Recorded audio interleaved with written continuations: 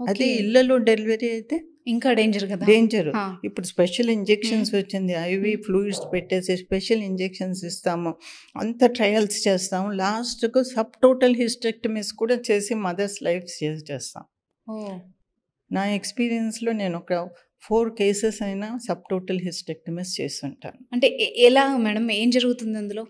అప్పుడు అన్ని విధాలు ట్రై చేసి హ్మ్. ఇంక ఈ కంట్రోల్ అవ్వదు ఈ బ్లీడింగ్ అంటే అబ్డమెన్ అనెస్థీషియా ఇప్పించి అబ్డమెన్ ఓపెన్ చేసేసి గర్భసంచికి ఫుల్ కాకున్నా గానీ ఎన్‌లార్జ్ సైజ్ గర్భసంచిని అంతవరకు తీసేస్తాం. ఓకే. ఓకే. హ్మ్.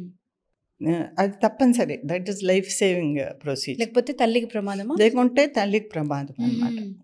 ఎటోనిక్ పీపీహెచ్ అంటే కంట్రాక్షన్ ఫెయిల్యూర్ అయిపోయి అలా బ్లీడింగ్ అయిపోతే దేర్ ఆర్ ఫ్యూ కేసెస్. నా 45 ఇయర్స్ ఎక్స్‌పీరియన్స్‌లో ఒక 4 కేసులైనా చేసుంటాను. Sub total hysterectomies.